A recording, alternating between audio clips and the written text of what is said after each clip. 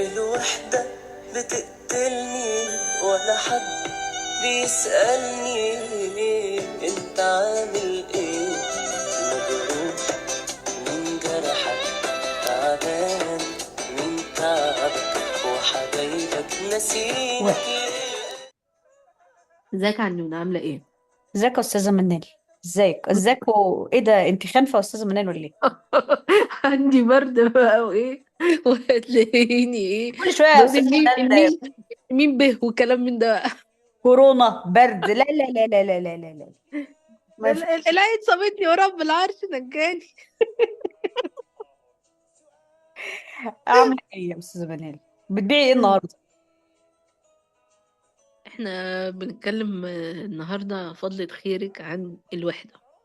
ده هتبقى حلقه كئيبه بقى وحزينه بقى وهنضايق الناس. اه. عارفه انت، تامر حسني كان ليه اغنيه زمان، حزينه جدا. يعني اول ما سمعتها قلت ايه ده؟ في ايه؟ ما ايه ده؟ ايه اللي حصل؟ اللي هي كانت الوحده يا بتقتلني. نهار ابيض، ما بحبش. انا ممكن ابقى احط حتة منها في لو المقدمة. النبي ابوس ايدك مكررين الحلقة. ومحدش بيسألني انت عامل ايه، طب انت مجروح من عامل ايه؟ جرحك، وحبايبك ناسينك ليه. اه، طب هي السؤال الفكرة. هنا، حبايبه ناسينه ليه؟ انا كنت لسه اقول لك ايه الفكره اصلا، ان هو يعني هم المهم يفتكروه. يعني والله هو هو ايه ممكن المغزى؟ يكون ملعبش دور مؤثر في حياتهم فاتنسى يعني. اتنسيت بالظبط. كأني ما جيت على رأي الأستاذ مسلم. يا ساتر.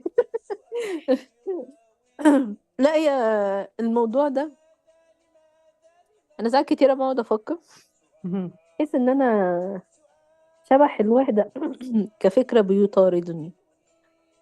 اه، هو بيطارد الناس كلها يعني دايما.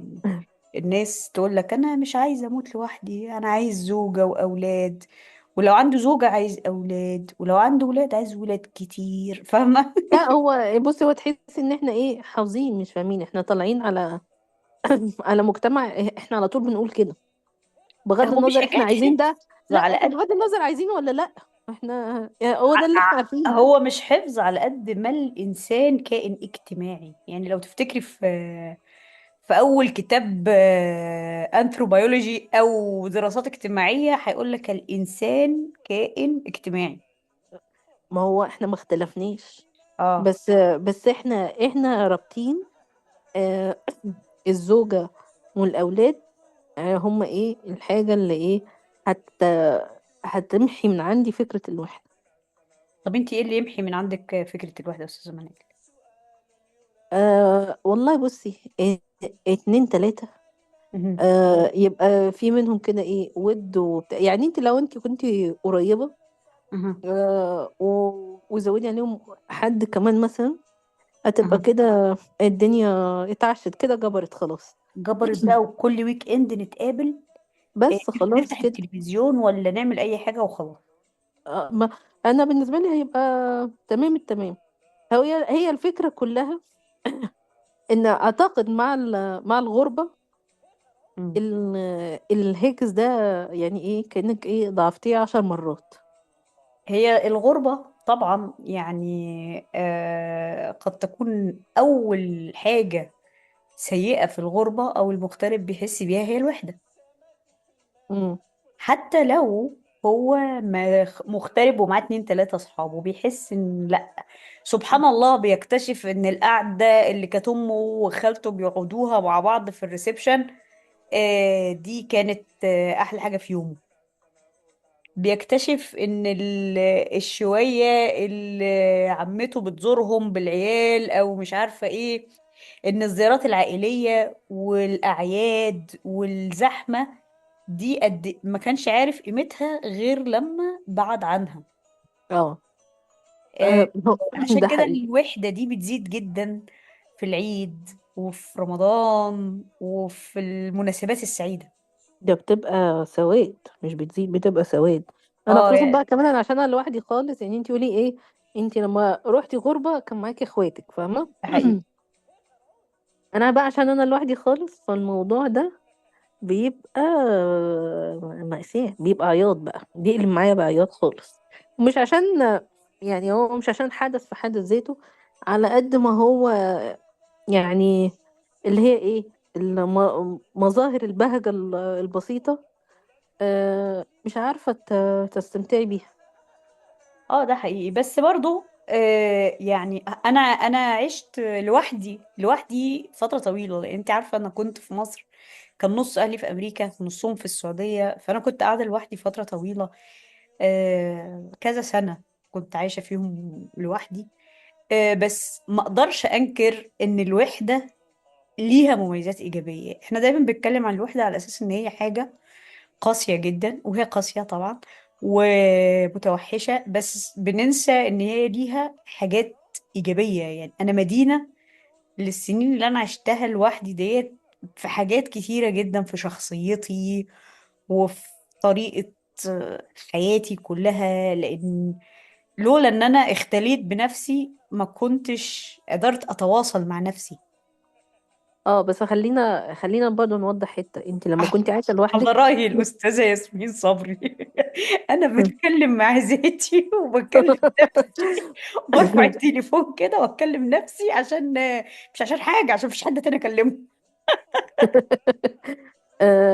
انت لما كنت عايشة لوحدك، انت كنت في مصر، ده حقيقي. يعني عندك اصحابك، عندك خالاتك، عندك أسرة. اه. آه ف فدي يعني دي ليها مميزات زي ما انت بتقولي كده. مهم. ما تعزلتيش قوي، يعني ما فصلتيش بشكل تام عن كل ده ما هو حقيقي برضه. يمثل هويتك. اه. والكومفورت زون بتاعتك، يعني ستيل صحابك دول، احنا بنتكلم على اصحاب ايه، جامعة او مدرسة او كده. ففي عشرة بس وفي كان في وفي برضه جزء لطيف، كان في جزء لطيف اللي هو انتي بتشمشمي على الناس اللي شبهك، اللي ظروفهم شبهك، اللي عايشين لوحدهم عشان اهاليهم بره، او جوزها مسافر الخليج، او مش عارفه ايه، وتبداوا بقى تعملوا جنج بقى، وتبقى في ليله العيد، او ليله العيد كل واحد عاده بيبقى في بيته، فانت لا انت بقى مع المقاطيع في اه بيت حد بالظبط. فيهم. ايوه بالظبط، لو يعني يا بنتي لا، تعالي تعالي. اه اول يوم العيد الصبح الناس بتذبح، وانتي لو واحد فيهم بيذبح انتي معاه، لو مفيش ذبح لا انتوا بتفطروا بقى، يعني اللي هو خلاص بقى محطة رمل فاضية خالص مفيش اي نفر، لا انتوا بقى الناس الوحيدة اللي واقفة عند محمد احمد بتاكل فول وفلافل اول يوم العيد، الناس كلها بتاكل لحمة وفتة. انت عارفة، دي دي حتة حلوة قوي. مم. آه، خلينا ايه اول حاجة، هي يعني ايه الوحدة؟ الوحدة. ماذا تعني الوحدة بالنسبة لعنان؟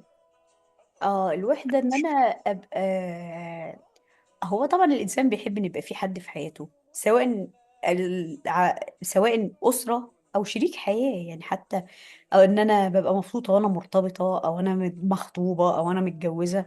ما بحبش إن أنا أبقى في حالة إن أنا سنجل، دي حالة مش مريحة ليا، وهي مش مريحة لمعظم الناس يعني.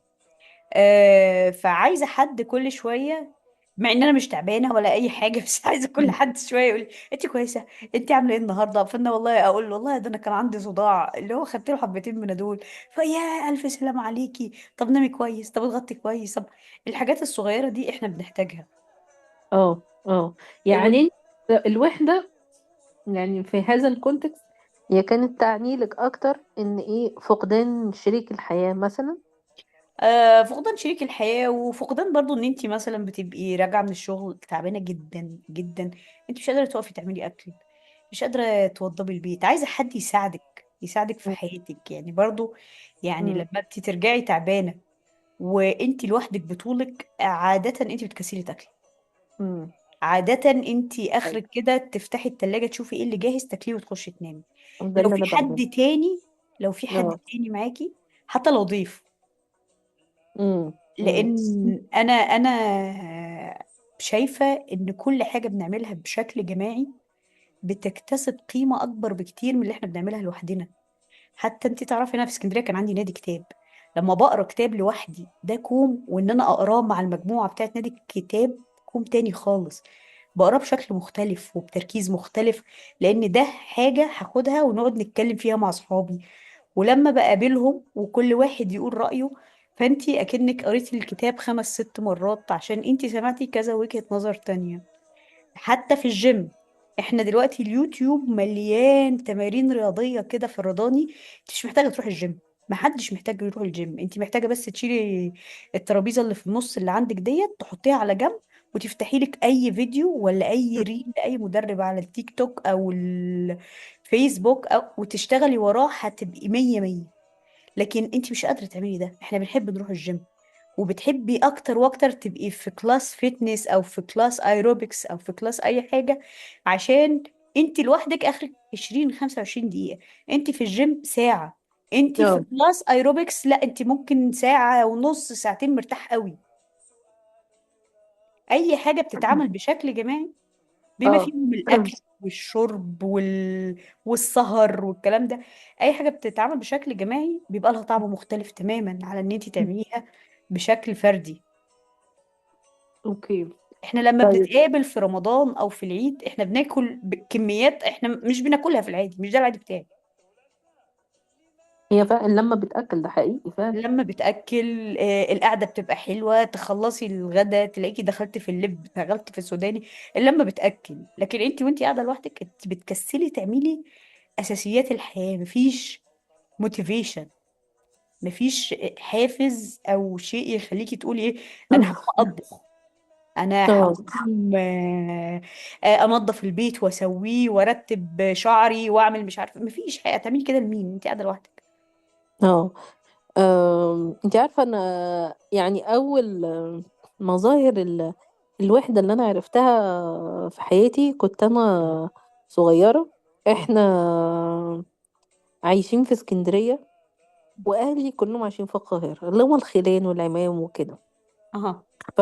فكان بيجي عليكي بقى المناسبات اللي هي رمضان والعيد والكلام ده. الناس بقى بتروح بقى ايه، انا رايحة عند خالته، انا رايحة عند عمته، انا رايحة عند مش عارفة ايه. واحنا ما فيش، احنا ال30 يوم بتوع رمضان احنا ايه، قاعدين في البيت لوحدنا. انا كنت كارهه ده جدا جدا. ده حقيقي. كنت حاسه ان في حاجه ناقصانا. هو احنا ليه مش كده؟ وتحسي ان الناس التانية عندها حياه وانت ما عندكيش حاجه. هو اللي بتباتي فيه بتصبحي فيه. وده انا كنت طفله، يعني انا كنت طفله خالص. امم. آه وطبعا مع الوقت هو وده احنا فضلنا كده، يعني ده الوضع. يعني كل فين وفين لما انتي بتسافري مثلا القاهرة تزوريهم مش عارفة ايه، بس مش هيحصل كل عيد، مش هيحصل كل رمضان، فاهمة؟ اه، كأنكم مغتربين على صغير يعني. اه بالظبط بالظبط كده. ما انا برضو بالظبط. كنت مغتربة، انا مولودة في السعودية وكنت عايشة في السعودية، بس مامتي وبابا كانوا عاملين كوميونيتي، فكان انا ما كنتش بحس بالغربة دي، خصوصا ان انت مولودة هناك. فدايما في كوميونتي حوالينا احنا وغالبا كلهم شبهنا، يعني معظمهم متخرجين من كلية هندسة زي بابا، اه.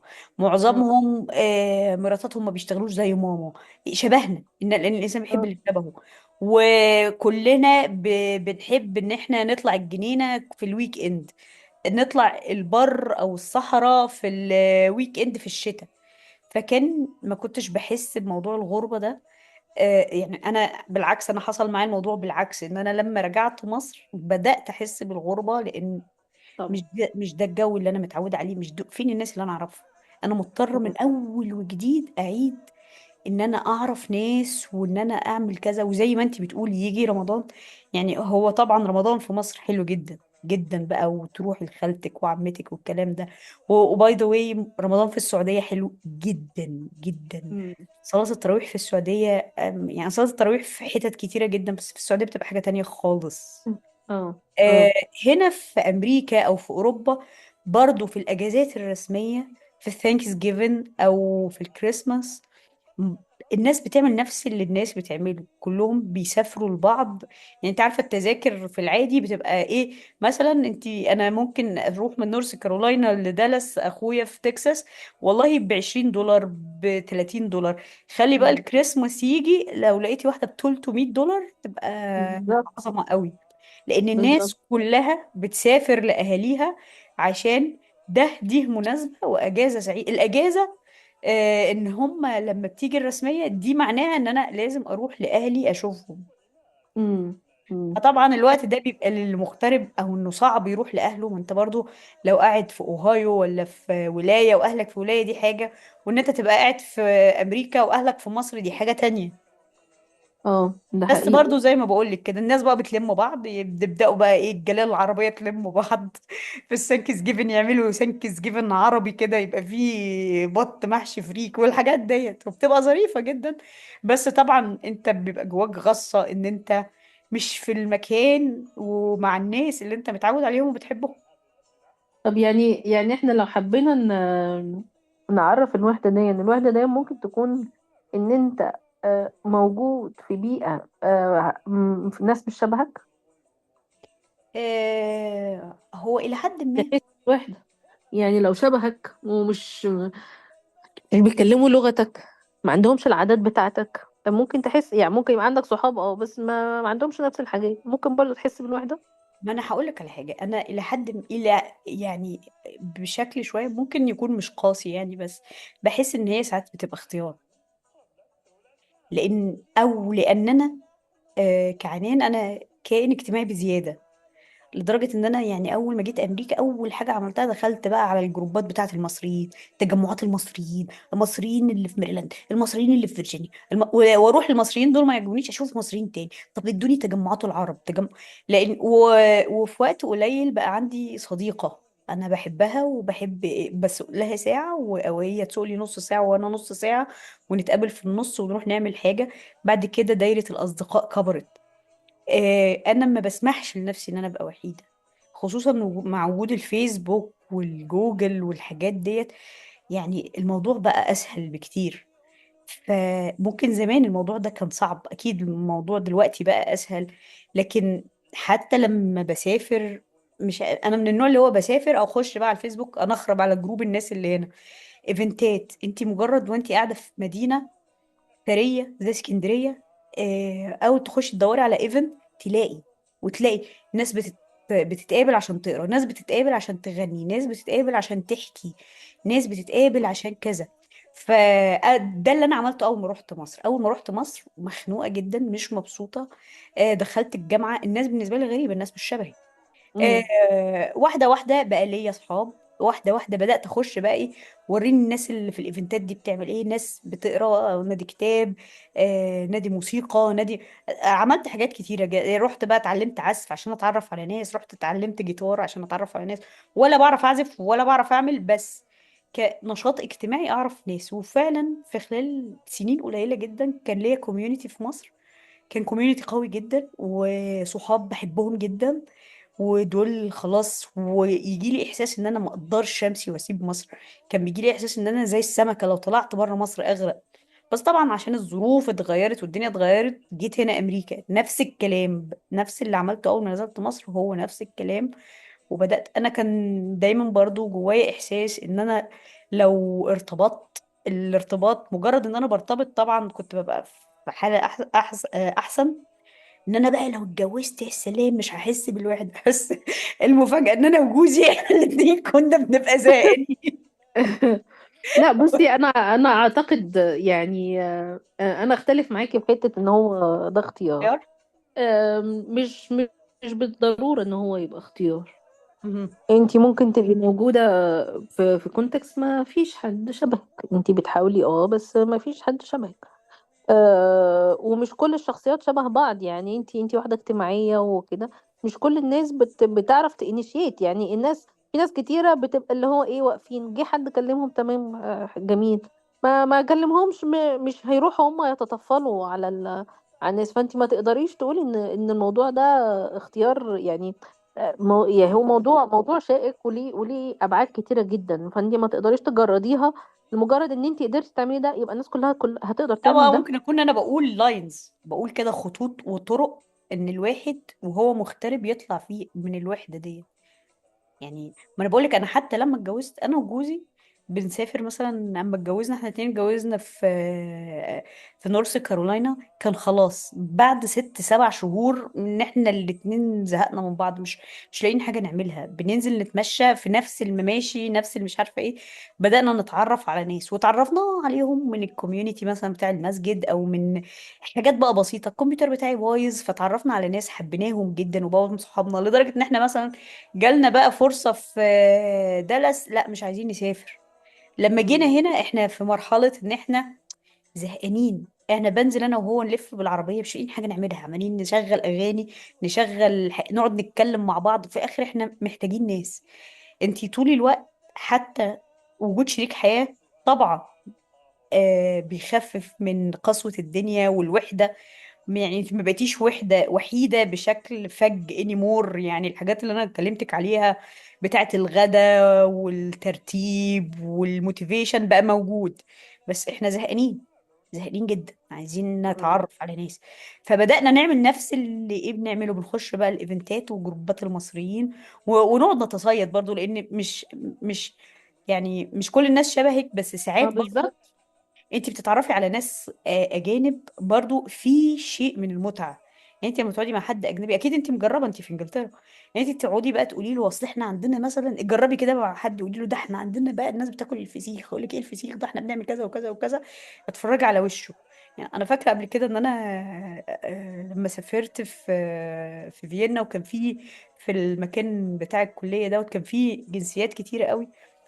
كل واحد بدأ، قعدنا مثلا كنا 5، كل واحد بيقول ايه اكتر أكلة غريبة في بلده. فانا كنت بقول لهم على الفسيخ، كنت مستنياهم يغمن عليهم، لقيت واحد من الدنمارك قال لي احنا عندنا نفس الأكل. قلت ايه، انا اللي اغمى عليا. فبيبقى فيه نوع من المتعة، متعة التعرف على الآخر يعني. طيب انا خليني طب اقول لك حاجه. طب ممكن يبقى شخص حواليه ناس كتيره وبرضه حاسس بوحده؟ صح، يعني عشان هو بيدور على ناس شبهه وهم مش شبهه، او مش فاهمينه. بالظبط. وده يعني بيبقى بعد يعني كده مش انطواء بالضروره بجد. مش بالضروره ساعتها ان يبقى ان الوحده ان هو بس يكون مش ما عندوش الناس اللي هو ما عندوش ناس. لا، هو ممكن يبقى عنده الناس بس مش الناس اللي هو محتاجهم في الفتره دي من حياته. اه ده حقيقي. وفي ناس هي في ناس اصلا بتحب اللي هم الناس الانتروفيرت، او الناس ال...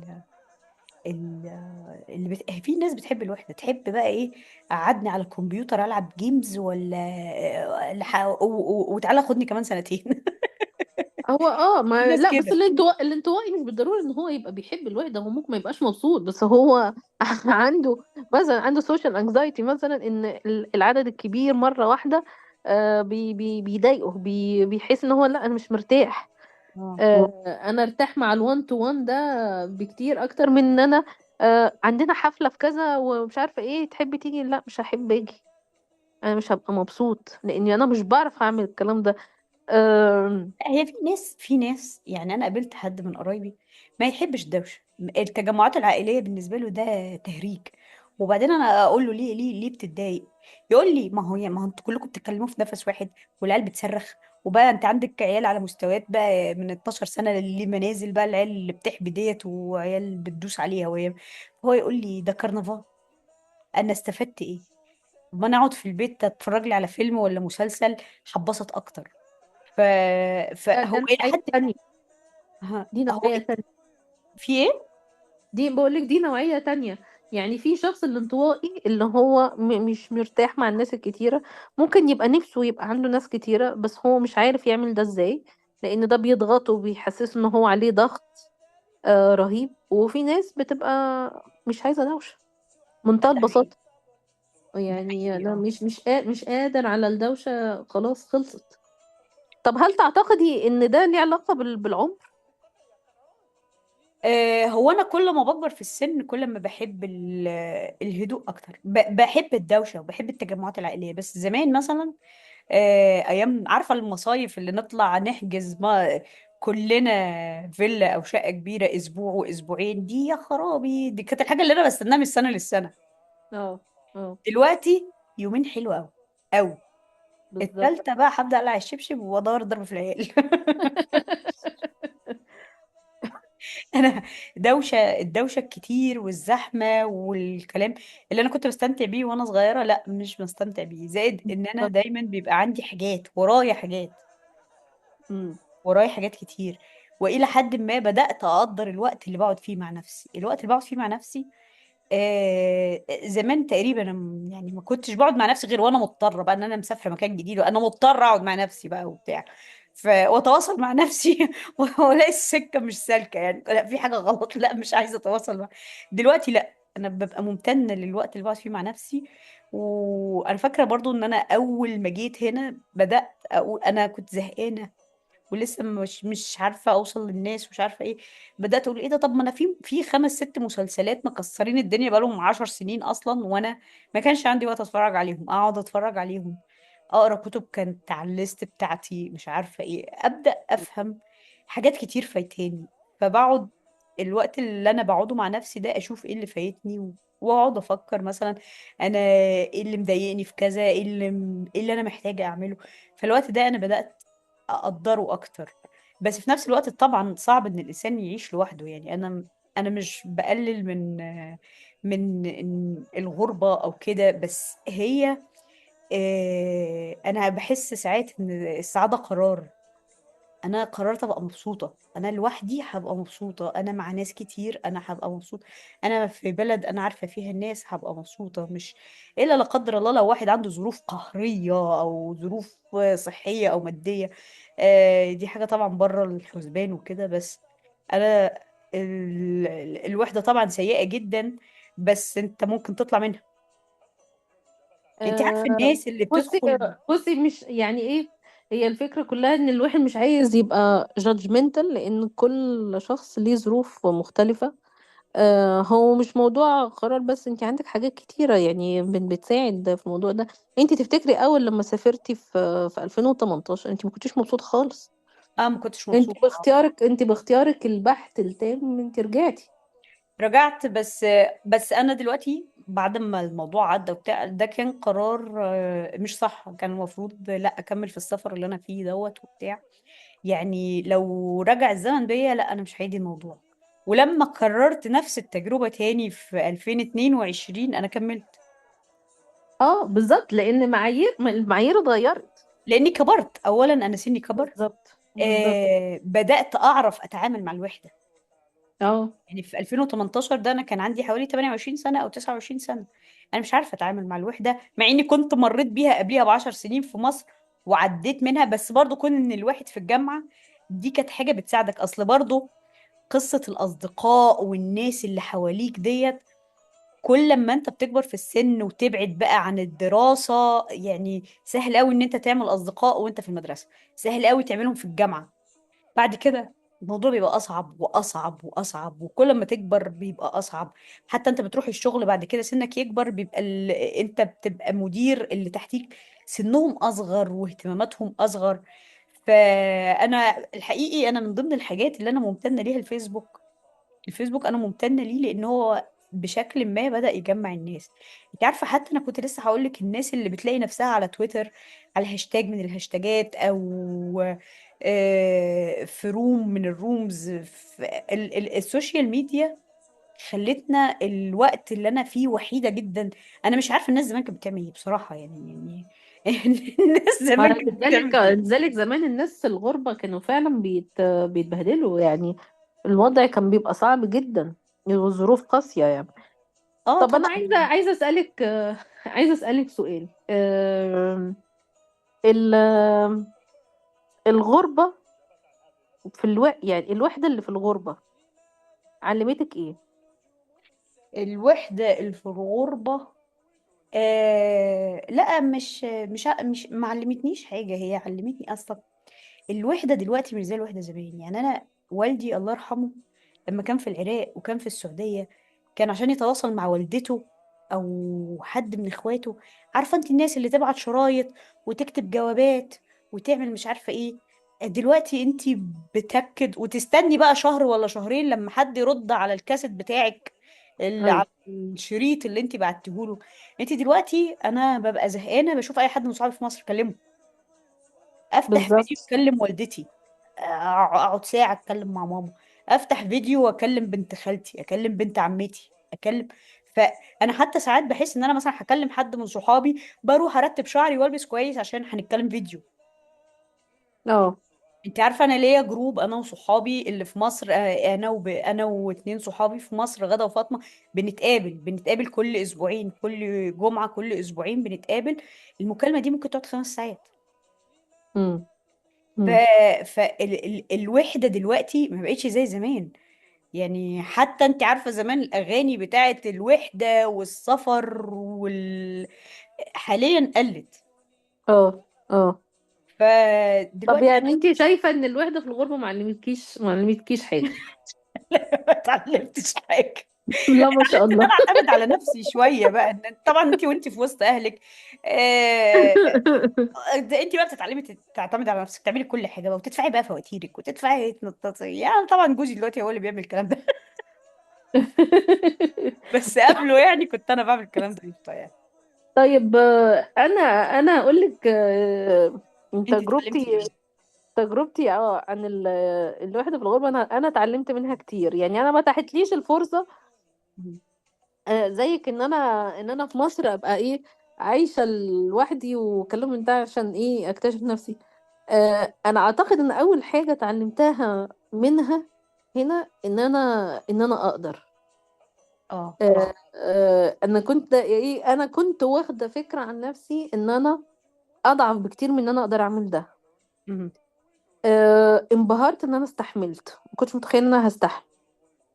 اها. كنت متخيله ايه ان بعد فتره صغيره هلاقي نفسي ايه. لا، انا ماشيه ومش جايه هنا تاني. مم. الحاجه التانية بقى فكره ال- الاعتماد على النفس. في حاجات انتي يعني بالتبعية في مصر بابا هيعملها، ماما هتخلصها، مش عارفة ايه. حاجات اوتوماتيك انت ما بتفكريش فيها كنت يعني. احنا بنتكلم على صعيد الحاجات البسيطة بتاعت البيت يعني. ده فاهمة اللي حقيقي. هو لقيتي نفسك اللي هو انا كنت شايفة نفسي دايما ان انا مش بتاعت المالتي تاسك، ما اقدرش اعمل كذا حاجة في وقت واحد. لا، انت تلاقي نفسك ان انت ايه، انا عايزه اروح اشتري الحاجات عشان الحق اروح اعمل الاكل، وانت الاكل بيتعمل، بتنضفي ما اعرفش ايه، او بتشيلي ايه، او بتحطي ايه، او ممكن تشتغلي. لا طب خلصنا، طب والغسيل، طب ومش عارفه ايه. لا انت وتدفعي شلتي فواتير. المسؤوليه كلها لوحدك. لا وتدفعي فواتير وما اعرفش ايه. كله لقيتيه مره واحده انت اللي بتعمليه. لا وقادره تعمليه يعني. ده كان في حد ذاته كان انبهار. الحمد لله.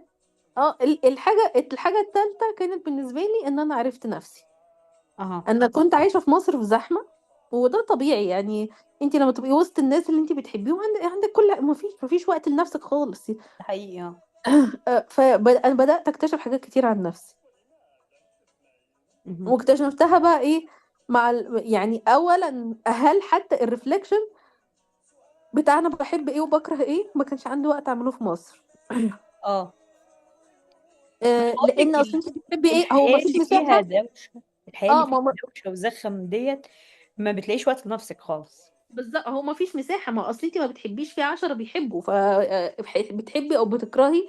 هو اصلا مش اختيار يعني. احنا حتى الفرجة على الافلام، احنا كلنا احنا كان عندنا كونسبت اللي هو ايه، ما فيش تلفزيون في كل اوضة، ده هو في الصالة عشان كله نتجمع وبتاع. ده حقيقي. فهتتفرجي على اللي احنا بنتفرج عليه، ما عندكيش اختيارات مثلا يعني. ده حقيقي. وحاجات كتيرة بقى، اذا اكل وشرب وكلام كتير. حتى النوم مثلا، انا شخص ما بعرفش اسهر، انا عمري ما عرفت اسهر. اه. انا بحب انام بدري واصحى بدري. امم.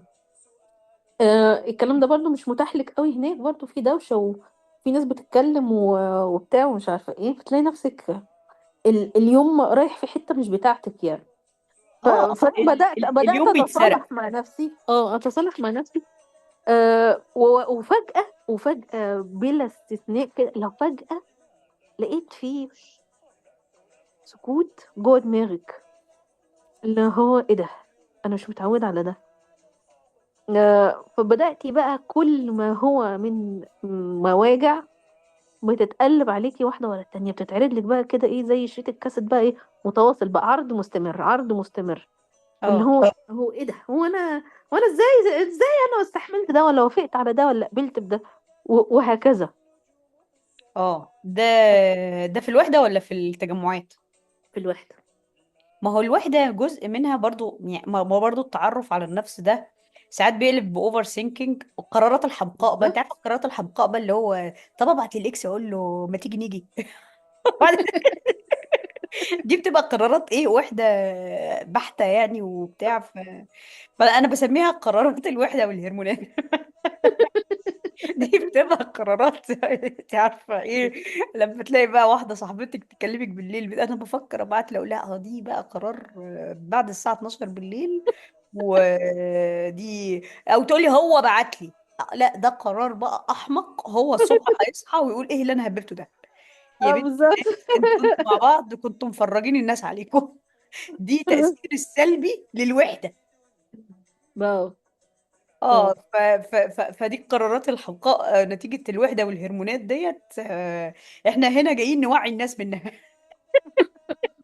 يا جماعة، مش معنى ان انت وحيد تقبل بما هو ان انت متاح. ترمرم. مش معنى ان انت وحيد وانا عارفة ان الساعة 11 ولا 10 بالليل، بعد 10 بالليل وانت قاعد لوحدك، تبقى حاجة وحشة قوي، حاجة سيئة وحاجة روحك في مناخيرك. مش معنى كده ان انت تروح تجيب لنفسك حاحة، اللي هو انت عارفة في عندنا مثلا يقول لك ابقى قاعدة مرتاحة اروح واجيب لنفسي حاحة. بس طبعا احنا مش بنتكلم عن نفسنا كتير. في اخت زمان كانت بتعمل كده. احنا مية مية، واحنا بنديكم خلاصة تجربتنا، احنا جربنا واكتشفنا ان ده غلط، واحنا جاي لكم من المستقبل بنقول لكم ما ارجوكم ما تعملوش الغلط ده. اه انت عارفة برضو في حاجة من احنا خلاص معانا 3 دقايق يا استاذة منال. اصلا. اه معانا 3 دقايق. طب في ال3 دقايق الحلقة دول بقى. اتخطفت. اه الحلقة، لا ده احنا عايزين جزء تاني للموضوع ده. الموضوع ده احنا بقى يعني عشان احنا بنتكلم على الوحدة و... اها وانهيناها في الاخر كده ايه بحتة الهرمونات. اها. الحلقة الجاية احنا بنفكر الحلقة دي تبقى احنا عايزين ايه. اه احنا وهم، احنا دول بالظبط. هم دول. بالظبط. اللي هو انت عايز ايه وانا عايزة ايه، لان محدش عارف. اه قررت بعد الساعة 10 بالليل، ده في حالة ان انت بتصحى الساعة 5 6 الصبح. الساعة 12 في حالة ان انت بتصحى الساعة 7 8. قرار الساعة 12، والله انا بصي انا بحب لما الانسان بيوعى شوية ويكبر يبدأ يحط لنفسه رولز.